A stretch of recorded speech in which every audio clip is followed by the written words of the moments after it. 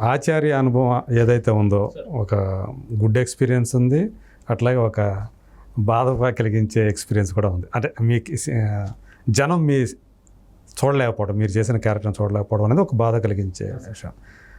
అసలు cinema sets మీద ఎప్పుడైనా మీకు కష్టం అనిపించిన సందర్భాలు ఎప్పుడైనా ఉన్నాయా? ఎప్పుడు లేదు సార్, అంత హ్యాపీ,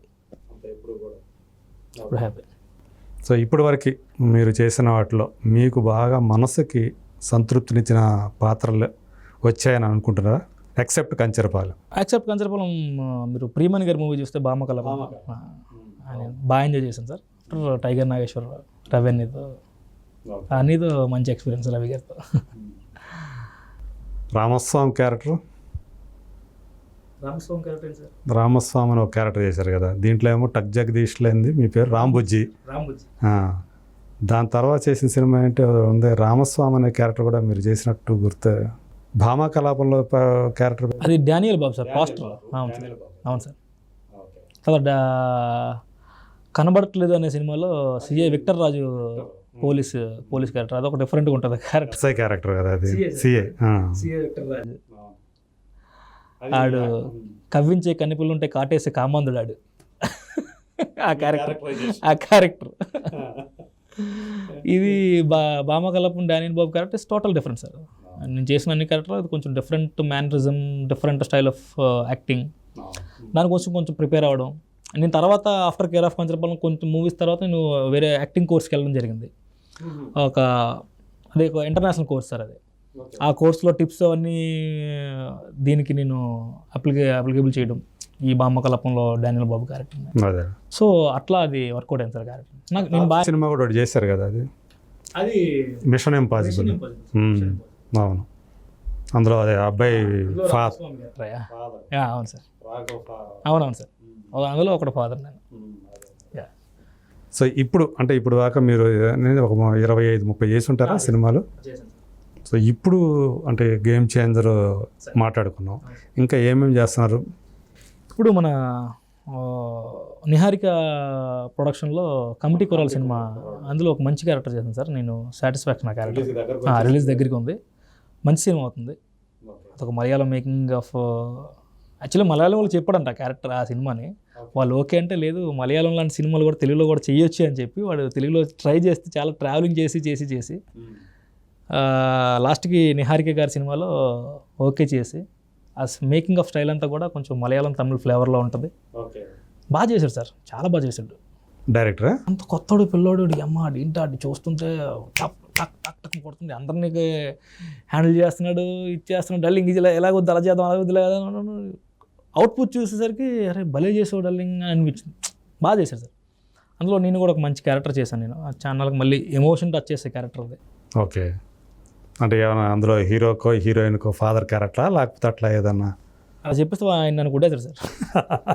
అదొక ఇంపార్టెంట్. డల్లింగ్ ఎవరు చెప్పొద్దు, మంచి క్యారెక్టర్ సార్ అది.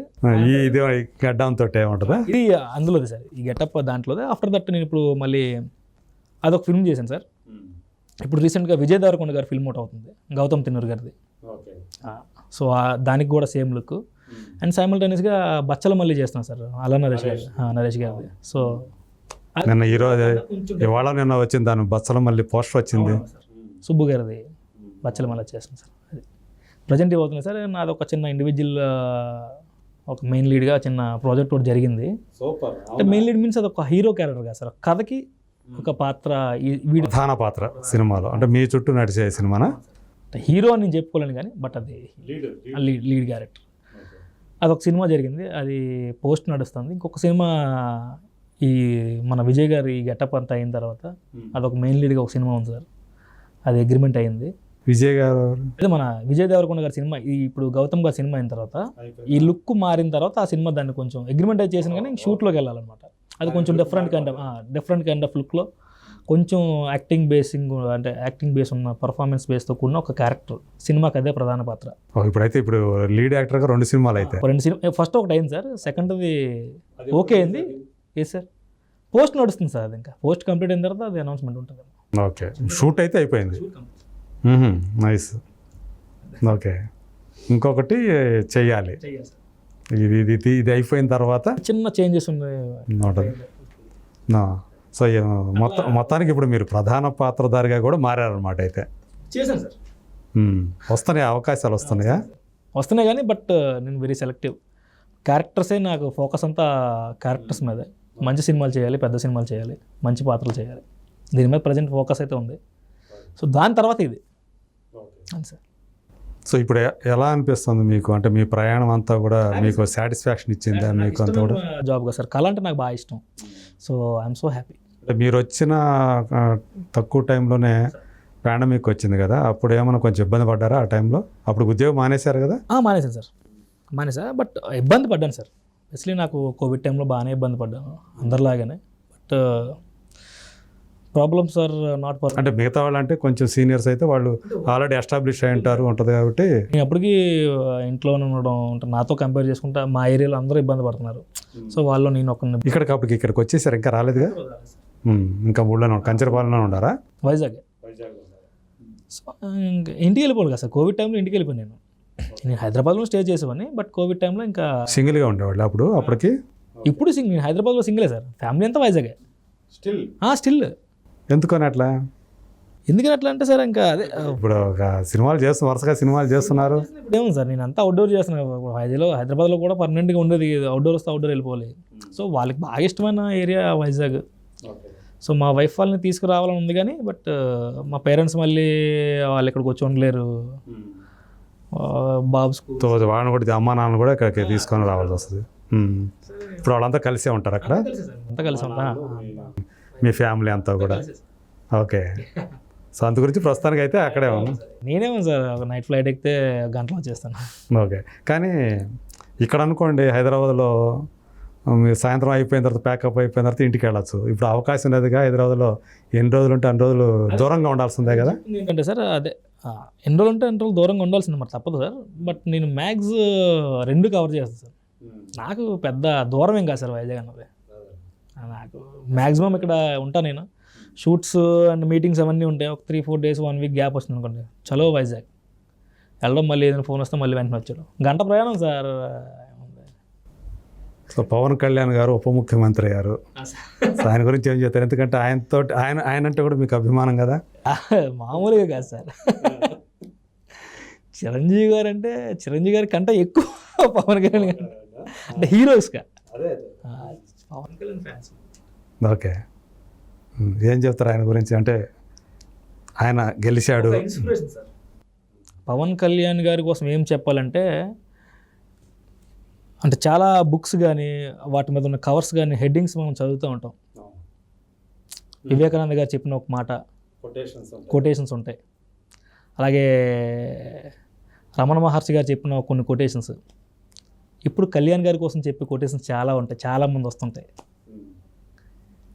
ఎన్ని కష్టాలు పడి, ఎన్ని అవమానాలు పడి, ఒక్క సీటు కూడా గెలకుండా ఆయన ఓడిపోయి, ఆయన ఒక పార్టీ పెట్టి 5 ఏళ్ళ క్రితం ఆయన ఒక పార్టీ పెట్టి ఓడిపోతే చాలా అవమానం అది. అరే నీ పార్టీ పెట్టి నువ్వే గెలలేకపోయావని ఇంతమంది అవమానించినా కూడా మళ్ళీ కష్టపడి ఎంత పట్టుదలతోటి ఎక్కడ కింద పడకుండా ఆయన కష్టపడుతూ మిగతా వాళ్ళందరినీ ఒక రేంజ్కి తీసుకెళ్తూ ఆయన ఈరోజు సీట్లో కూర్చోన్నారంటే దట్ ఈస్ కళ్యాణ్ సార్. ఆయన ఇన్స్పిరేషన్ పెట్టుకోవాలి సార్ ఎప్పుడు కూడా. ఆయన ఈ సిచ్యువేషన్ ఒక ఇన్స్పిరేషన్ ప్రతి ఒక్కరికి కూడా. నువ్వు ఓడిపోయినా కూడా కష్టం ఎక్కడ ఓడిపోయాడో మళ్ళీ అక్కడే నెగ్గాలి, అక్కడే గెలవాలి. ఓడిన చోటే మళ్ళీ వెతుక్కో.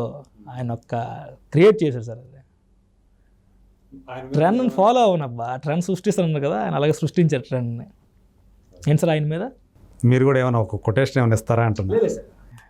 ఆయన మీద ఇచ్చేంత కొటేషన్స్ ఇప్పుడు ప్రజెంట్ సిచ్యువేషన్లో ఏం లేదు సార్. మీరు సడన్గా అడిగేసరికి నాకు కొంచెం బ్లర్లో ఉన్నా ప్రజెంట్.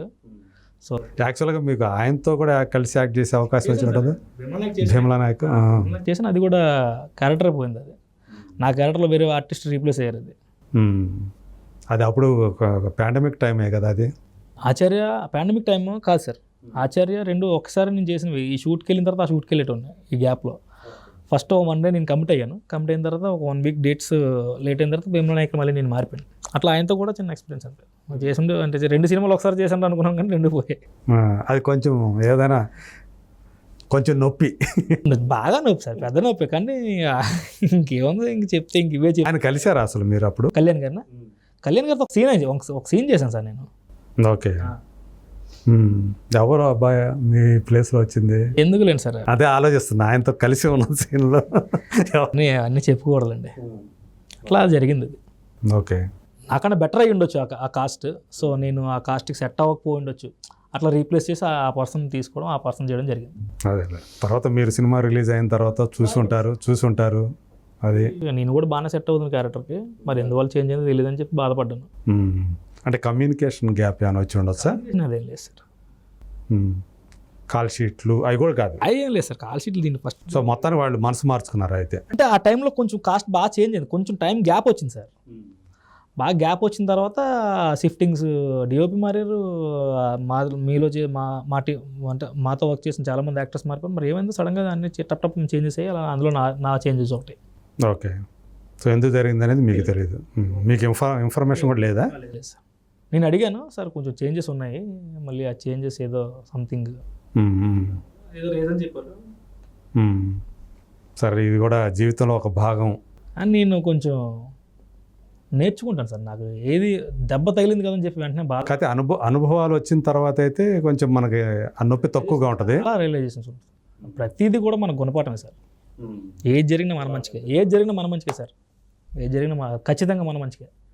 మనం మాత్రం ఎక్కడ కాంప్రమైజ్ అవ్వకుండా మనం పర్ఫెక్ట్గా మన ఫోకస్ మన వర్క్ మీద పెట్టి ధర్మంగా వెళ్తే మాత్రం definitely will reach the goal.